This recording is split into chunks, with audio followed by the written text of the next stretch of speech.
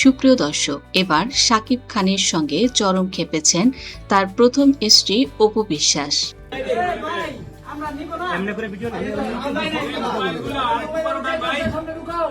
হঠাৎ লাইভে এসে কেঁদে কেঁদে অপু বিশ্বাস বলেন, শাকিব আমাকে ঠকিয়েছে। আমি জানতাম না আমার আগেও প্রেম ছিল শাকিবের। এতটা বছর সে আমাকে ধোকায় রেখেছিল। শাকিব মিথ্যাবাদী, বিশ্বাসঘাতক, প্রতারক ও নারী লোভী। শাকিবের সঙ্গে আমার আর সম্পর্ক টিকে থাকবে না। অপু বিশ্বাস বললেন, আমি লাইফে কখনোই এত কষ্ট পাবো চিন্তাও করতে পারিনি। অপু বিশ্বাস আরো বলেন, তার নতুন একটি কন্যা সন্তান হয়েছে। বুবলিকে ঠকিয়ে সে বাচ্চার বাবা হয়েছে। নির্লজ্জের মতো তার প্রথম প্রেমিকার কথা সে অবলীলায় বলে গেল। একটিবারও সে ভেবে দেখেনি এখানে আমার এবং বুবলির সম্মানের কথা। যত যাই হোক, আমার পরে বুবলির সঙ্গে তার তো বিয়ে হয়েছে। এখন আমি বা বুবলি কাউকে তার আর ভালো লাগছে না। সে এখন তৃতীয় বিয়ের পরিকল্পনা করছে হয়তো, আর তাই সে মিথ্যা বানোয়াট গুজব রটাচ্ছে। অপু বিশ্বাস বললেন, আমি জানি শাকিবের আমার আগে কোনো প্রেম ছিল না, কিন্তু সে ইচ্ছা করে এসব গুজব রটাচ্ছে আমার সম্মান নষ্ট করার জন্য। অপু বিশ্বাস বললেন, আমি শাকিবকে আর ক্ষমা করব না। এ কারণেই আমি দ্বিতীয় বিয়ের সিদ্ধান্ত নিয়েছি। অপু বিশ্বাস বললেন, যখন আমি দ্বিতীয় বিয়ের ঘোষণা দিলাম তখন সে আমাকে বিয়ে করতে বাধা দিচ্ছে।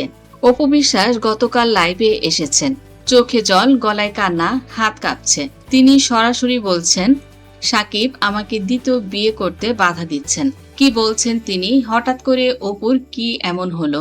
তিনি কেন এভাবে কান্না করছেন? আর শাকিব কি গোপন কথা লুকিয়েছিল এতদিন? ক্যামেরার সামনে এসে অপু বিশ্বাস বললেন, আসসালামু আলাইকুম সবাইকে। আমার ভাই বোনেরা, আজ আমি আর চুপ করে থাকতে পারলাম না। অনেকদিন ধরে সহ্য করছি, কিন্তু আজ লজ্জায়, ঘৃণায় আমার বুক ফেটে যাচ্ছে। শাকিব খান আমার প্রাক্তন স্বামী, আমার ছেলের বাবা। তিনি আমাকে দ্বিতীয় বিয়ে করতে বাধা দিচ্ছেন। একে তো তিনি আমাদের স্বীকৃতি দেবেন না, আর ওদিকে নিজের প্রেমিকার সম্পর্কে সারা বাংলাদেশকে জানাবে তার জীবনে আমি বা বুবলির কোনো অস্তিত্ব নেই। অপু বিশ্বাস বললেন, এখন আমি যখন বিয়ের সিদ্ধান্ত নিচ্ছি এতেও তার বাধা। সে আসলে কি চায়?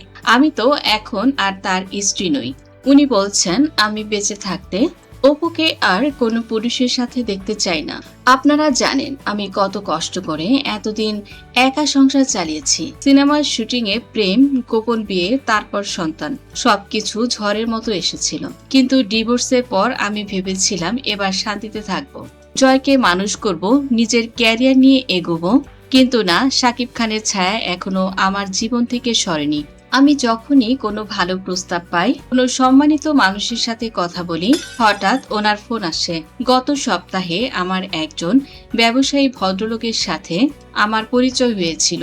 উনি জয়ের জন্য ভালো বাবার মতোই হতে চেয়েছিলেন। আমি খুশি হয়েছিলাম, কিন্তু পরদিনই সাকিবের মেসেজ, অপু তুমি যদি এগোও তাহলে জয়কে আমি নিয়ে নেব, আইনি লড়াই করব।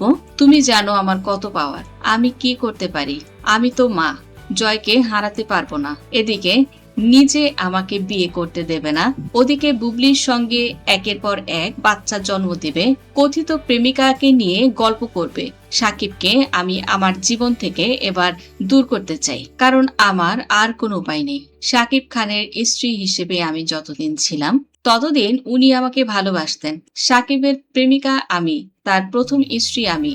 আমাকে বাদ দিয়ে তার প্রেমিকার গল্প যখন একজন স্বামী করতে পারে, তখন সে স্ত্রীর সম্মান বলে আর কিছুই অবশিষ্ট থাকে না।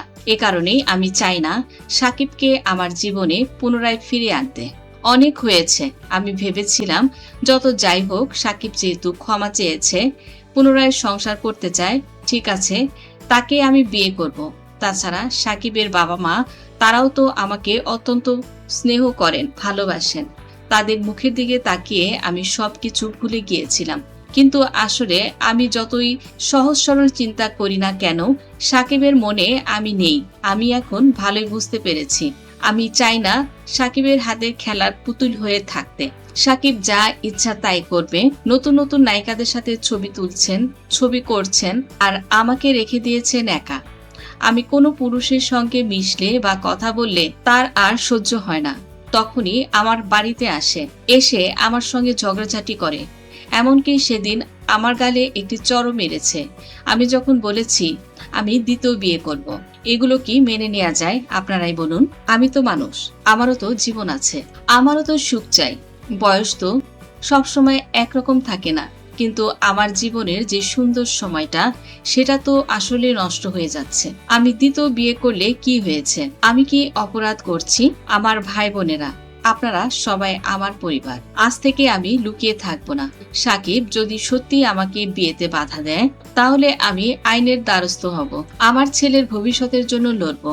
কিন্তু আজ আমার কান্না থামছে না, কারণ আমি এখনো সাকিবকে ভালোবাসি। হ্যাঁ, বলে ফেললাম। উনি যখন বলেন আমি বেঁচে থাকতে আমি দ্বিতীয় বিয়ে করতে পারবো না, তখন আমি তার কথায় আবারও বলে যাই।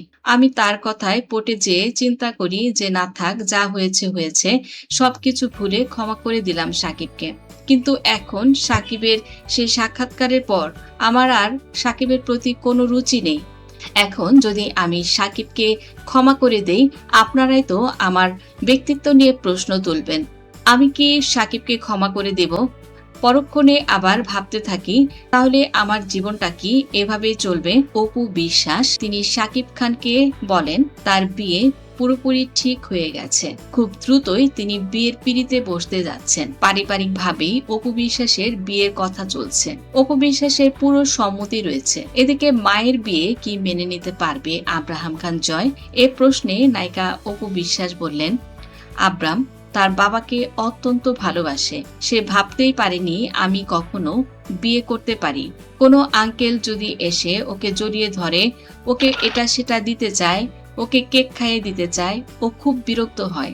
অপু বিশ্বাস বললেন, যেহেতু আমি নায়িকা এবং ব্র্যান্ড অ্যাম্বাসেডর, এ কারণে প্রতিনিয়ত আমার বাড়িতে ফিল্ম প্রযোজক, ব্র্যান্ড অ্যাম্বাসেডর, ব্যবসায়ী থেকে শুরু করে বিভিন্ন পর্যায়ের মানুষের যাতায়াত রয়েছে।